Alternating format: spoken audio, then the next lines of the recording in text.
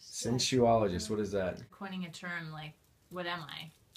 And so we decided on sensuologist because there's a sexologist. There is sexology? Sexology. Mm-hmm. Yeah. But sensuology is just, it's a trip on my tongue, but sensualist is a little bit sexier and softer than so that was off for me. The Mentalist, the TV show. Oh. I'm like, no, I could be the sensualist. Yeah. Yeah. What would you, Jacqueline, come to Lainne for, knowing that she's a sensualist? Well, I have. What have you? Yeah. What have you? Well, I have. With conversations about the men in my life, and just kind of like understanding my ways of being with them. Yeah. And Lainey's really good with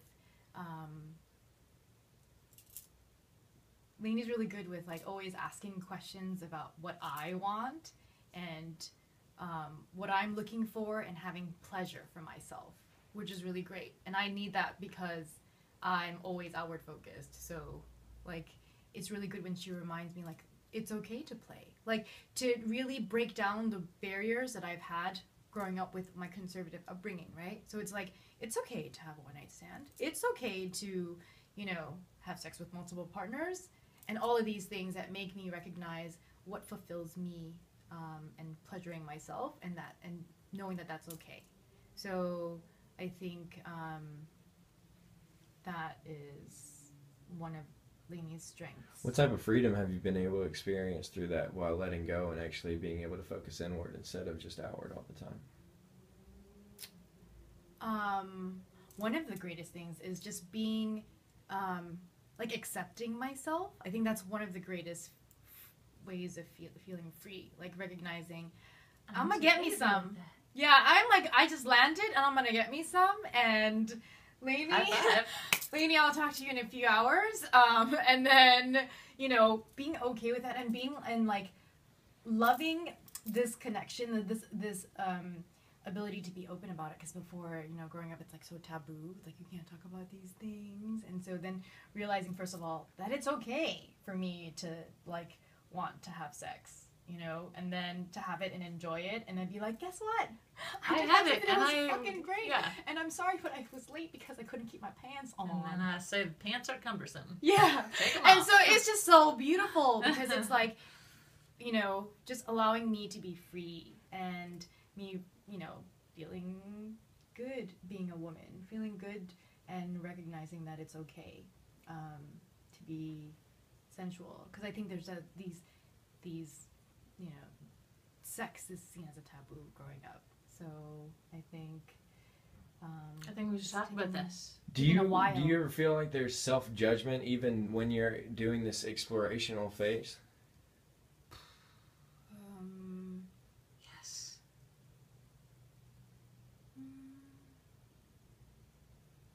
Or was that something that you were able to kind of shut off? It's not self-judgment. Like when I'm in it, I'm like fully embracing it, and like I am now in a place where I'm comfortable.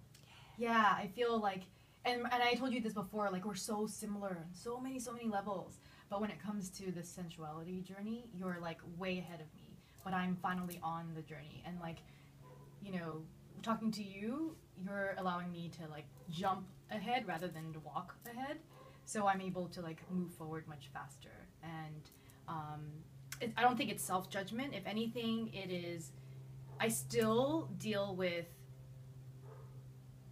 if my sister finds out like what she's gonna think and what my mom's gonna think, and am I setting a good role model? Am I being a good role model for my sister? Like that's kind of where some of the thoughts come from. But for me, I'm like, this is me, and I'm different from them, and I'm happy with where I am. This is part of finding the authentic me. This is part of my journey. So I fully embrace it. In what way are you a bad role model by doing what you're doing? I think in some terms, I would be considered, I'm not even promiscuous, like, but in that conservative way of being, I'm not in a committed relationship, I'm not married, and exploring this, right? Mm. So through that way of thinking, I'm promiscuous and not doing things the right way. So I think that's where I could be considered a bad role model. But other than that, I think I'm really not. I think once you come to realize that... I think you're really not anyway. Yeah. It's all whatever your inner dialogue is, and Yeah. it's overcoming that inner dialogue and getting yourself to the place of acceptance was where you started off. Yep, exactly. Yeah. How old are you? 35. When do you think you would have been at a point in your life where you would have been able to receive this knowledge with an open heart and be able to embrace it? What point? In your journey, in your life. You can put an age to it, or you can put however you want to describe it. In my personal journey, or like as an advice for other young women? Both? I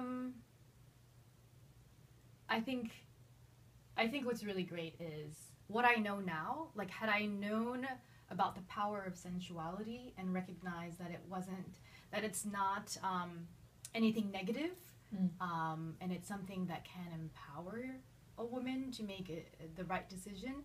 Or a man. Or a man, yeah. I think that it's something we should learn when we start to become sexually curious.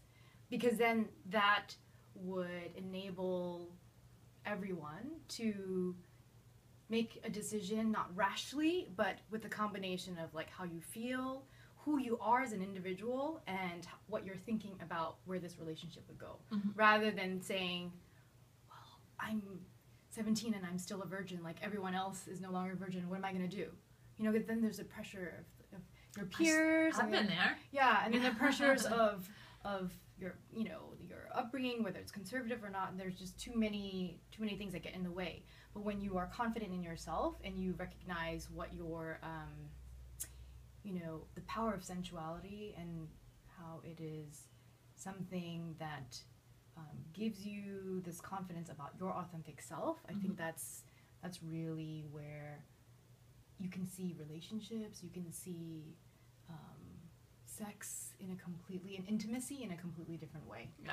Yeah, it can be deepened so much more. Decadent. Yeah. Delicious. And it can be so beautiful and fulfilling. Yeah. And it helps you to even get closer to who you are as an individual. Life affirming, essentially. Yeah. It's the place that we want to go. Yeah. Exactly. And the good thing about being this age and learning about it now is I learn about things much quicker at a much faster pace. So I think if I was younger and like you know who you are now. Yeah, That's then the it would benefit. take still a little bit more time, but I'm much more like self-assured, self-aware, and so it's almost like, you know, being unapologetic for who I am, and I think it's a beautiful thing. Because my intentions are coming from a good place of finding myself, my authentic self, so I can give my authentic self to others. And then that's just like a perpetuating cycle that is just filled with love. Yeah.